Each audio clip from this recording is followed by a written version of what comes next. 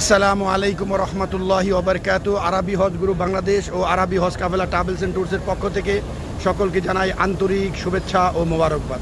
আমি এখন আছি মসজিদে হারামের 21 নম্বর গেটের একদম ছাতার নিচে, এবং আমাদের যে হোটেলটা এই যে দেখেন, এটা হলো 37 নম্বর, যে 37 এবং 38-এর মাঝখানটা এই যে লোক যাচ্ছে এই রুটের মাঝে 3য় নম্বর বিল্ডিং এবং মার্কাজি। আপনারা জানেন আমি প্রায় সময় এই আরাকান গোল্ডেন দাহাবিতে হাজিদেরকে অবস্থান করায় মদিনার যেই বাসাটা। এবার আমি এখন সাক্ষাৎকার নিচ্ছি আমার শ্রদ্ধেয় বড় ভাই, এই ঢাকা বাড্ডার কৃতি সন্তান এবং বিশিষ্ট ব্যবসায়ী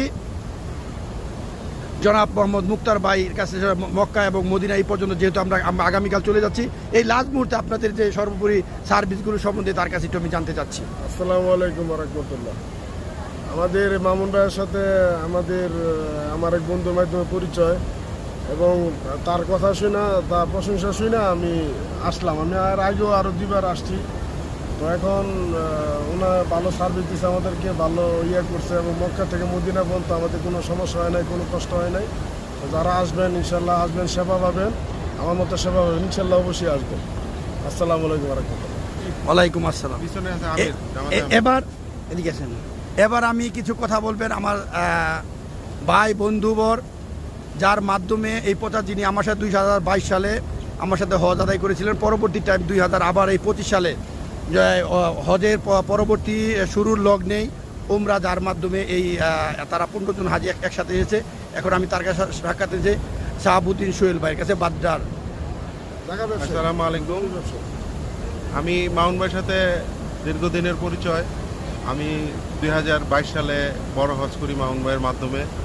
তার সার্ভিস ভালো পাওয়ার জন্য দেখা গেছে আমার বন্ধুবান্ধব সবাইকে বলার পরে তারাও রাজি হয় ওমরায় আসার জন্য।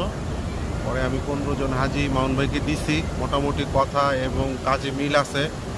আপনারা সবাই মাউন ভাইয়ের সাথে যোগাযোগ করবেন যদি হজ বা উমরায় আসতে চান। যদি কোনো হয়, বিশ্বস্ত প্রতিষ্ঠান লাগে, এটা মাউন ভাইকে আমি এক কথায় আমি তাকে ভোট দিতে পারি ইনশাআল্লাহ। আসসালামু আলাইকুম।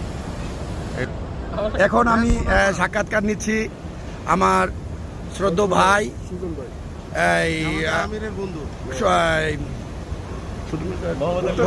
মোহাম্মদ আলী সুজন ভাইয়ের কাছে, যিনি বাড্ডার একদম স্থায়ী বাসিন্দা এবং ব্যবসায়ী। তার কাছ থেকে আমি এখন এই মক্কা এবং মদিনা সম্বন্ধে সর্বশেষ সাক্ষাৎকার, যেহেতু আমরা আগামীকাল চলে যাব, এই বিষয়ে কিছু কথা বলবেন। আসসালামু আলাইকুম। আমি মোহাম্মদ আলী সুজন বলছিলাম। আজান দিয়ে দিছে, সংক্ষিপ্ত আমি কিছু বলি যে আমাদের